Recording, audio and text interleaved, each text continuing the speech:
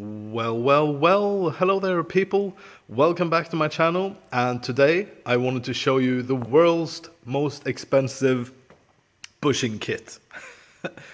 Of course, it's not the world's most expensive, but I was just amazed or surprised of how expensive this bushing kit that I'm going to show you, how much that cost, because I usually do original parts or close to original parts only on my cars. And when I'm now doing this idler arm bushing replacement on my car, I was out for the hunt basically, and I was on eBay and many parts stores, so to speak, and I couldn't find any aftermarket parts for it. I just found one, but that is a no-go part for me. It's from a brand or manufacturer called Euro. And the word on the street is that Euro is pretty much crap parts.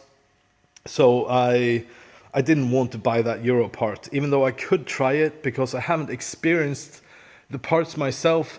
But there's a pretty good knowledge around which parts are good and which parts are not good. So I just stay away from Euro. I don't want to put bad steering components or suspension components on my cars. So anyway, the idler arm is this one, and it's connected through this hole here, or there's a bushing sitting in here. And my car developed a bit of play, and how you can check it is when you check for steering play in the wheels. I'm sorry for the blurry picture, my phone is acting up. So when you're checking for play in the steering, you will often notice the play in the idler arm bushing by checking the play on the right hand side, because this is the closest side to the idler arm. So when you're checking the left hand side play, for some reason the play or the eventual play in the idler arm won't be as prominent as when checking on the right hand side. Obviously it's because of it being on this side, so you will push more on the bushing when you push the right hand side wheel. So let's go over and have a look at the parts number, and it's 129 parts number. So it's very limited on what cars these are made to or that they fit basically. So it's 129. I think all 129 SLs use these as far as I know, and I've checked 280, 300, 400, 500, 600, they all use this one. And the 034 400e and 036 500es, they also use this one. So it's a very narrow part, and I think that may be the reason why no aftermarket manufacturer makes them. I know Lemfurter made them at some point, but they stopped the production, so now you can only get the original, which is damn expensive, and I'm going to reveal the price. It's 330 euros here in Norway, so I was kind of blown away. I did get some very nice discount from my friend at Mercedes. He was very kind to me, so I appreciate that, but it was still expensive. But I just had to have it because I have a default or a faulty old one, so I have to replace it. I can't have play in my steering. Anyway, let's do some measurements just for the fun of it. You can see this is very, it's a lot beefier than the standard 201 and 124. I don't have any comparison measures here, but let's just do it for the fun of it. You can see this one is 24, and the hole here is 16, and the length there is also 16 and a half. And are there any more measures to do? Maybe the total length of that one,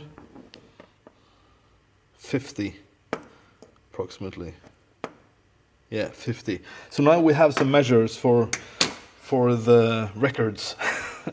because I'm going to do some experimenting if the 126 idler arm works. That would be nice. I've seen some ads, but I didn't know the diameter and stuff on this one. So anyways, when you remove it, I just want to cover that real quick, because often it's a bit scary job, because it seems that you can't get this bolt out without removing the exhaust and stuff, because the top end, or that it's put from above and down like that. But it isn't a problem at all, actually. It's located like this, and the idler arm there is mounted like up here and down. You remove the bolt and you find yourself a big wrench, or not a wrench, but like this, and you set it like around there. Oh, you do like this. Oh, sorry, I just have to show you this when we're at it. So when this is located like this, you just wiggle it out and you can pull it out like that. It isn't hard at all. And what the instruction or workshop manual says is to remove the drag link and the tie rod, because that makes it easier to do this maneuvering of this part and this part when you're going to take it out. So remove that, remove the bushing. You should remove these two, but you don't have to. You can see I didn't remove it, so you can do it without removing these two links. Then you will have to knock out the bushing from either on the side here, or you will find a long thin screwdriver or something and knock the bushing out from inside here and in that way. So that will make the bolt loose like that. And as long as you don't have the bushing in here, you will be able to pull it out like this, you can see. And this is obviously a bit more tight space when you have this one connected to the idler arm. That's why the instruction manual or workshop manual says to remove these two. Then you can actually just move it like that and take it out. So when you're putting it back on, you do it the same way, just vice versa, or in the reverse. So then you just put this one on like that, and you will have to, of course, have the idler arm the idler arm itself here, and you put it back from top. And the rest you will have to figure out yourself, because I don't want to make a long video on how to do this job. It's quite easy if you do have some mechanical skills. But I just wanted to show you that it is possible without cutting the bolt and stuff like many people do. And I was a bit afraid of doing the same thing myself. On my 201, the 190e, I couldn't do it this way. There you have to lift up the engine, if I am not mistaken. I'm not 100% sure. And then when you cut the bolt and you just put it up the other way around, like when you mount it, you put the bolt like up that way and the nut on top. So, but anyways, yeah, I think that was all I had to say about this. If you do have any questions, I prefer if you ask in the comment section, and I will be happy to try and answer your question as best as I can. Yeah, before we go, let's do some tightening torques.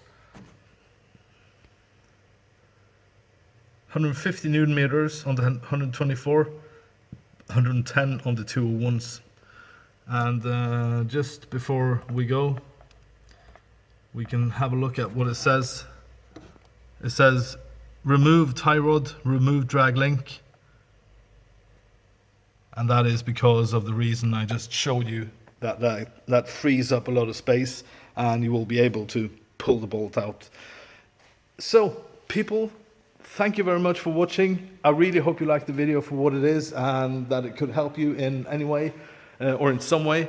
So I really hope to see you guys in my future videos as well. So until next time, have a great day and see you guys later. Bye bye bye. See ya.